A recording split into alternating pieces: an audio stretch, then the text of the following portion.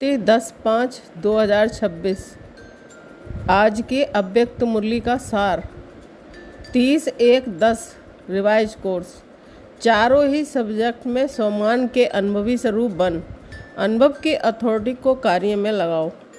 चार ही सब्जेक्ट में जो अपने को अनुभवी स्वरूप बन, अनुभव के अथॉरिटी को कार्य में लगाएंगे, जो कमी हो उसको संपन्न करेंगे।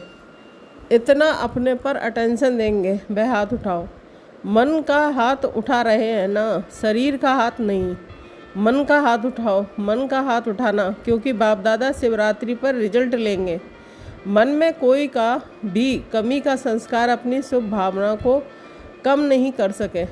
उसका संस्कार तो ढीला है, लेकिन वह इतना तो पावरफुल है जो आपकी शुभ भावना को कम कर लेता है।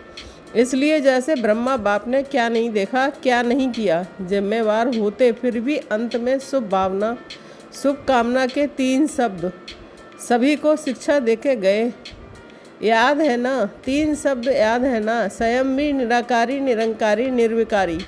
इसी स्थिति में अव्यक्त बने। किसी को भी कर्म भोग की फीलिंग नहीं दिलाई।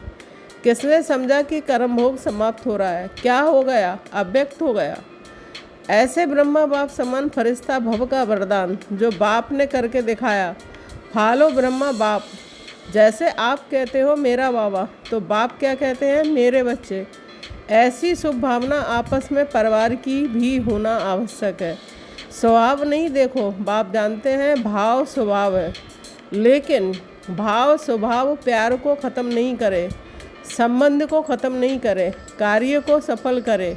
ये राइट नहीं। परिवार है। कौन सा परिवार है? प्रभु परिवार, परमात्मा परिवार।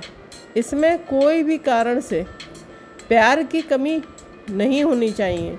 प्यार अर्थात शुभ भावना जरूर हो। कैसा भी है, परमात्मा परिवार है।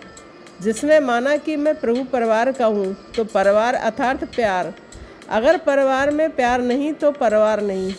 ये परमात्मा परिवार एक का एक समय ही होता है। इतना बड़ा परिवार परमात्मा के सिवाय और किसका भी हो नहीं सकता। तो चेक करना, क्योंकि ये भी पुरुषार्थ में विघ्न पड़ता है।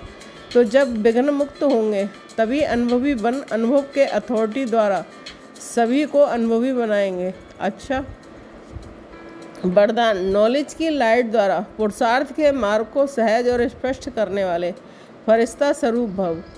स्पष्टीकरण। फरिश्तेपन की लाइफ में लाइट और माइट दोनों ही स्पष्ट दिखाई देते हैं, लेकिन लाइट और माइट रूप बनने के लिए मनन करने और सहन करने की शक्ति चाहिए। मनसा के लिए मनन शक्ति और वाचा कर्मणा के लिए सहन शक्ति धारण करो। फिर जो भी शब्द बोलेंगे, कर्म करेंगे, वह उसी के प्रमाण होंगे। अगर ये दोनों शक्तियाँ हैं तो हर एक के लिए पुरुषार्थ का मार्ग सहज और स्पष्ट हो जाएगा। स्लोगन। व्यर्थ बोलना अर्थात अनेकों को डिस्टर्ब करना। ओम शांति।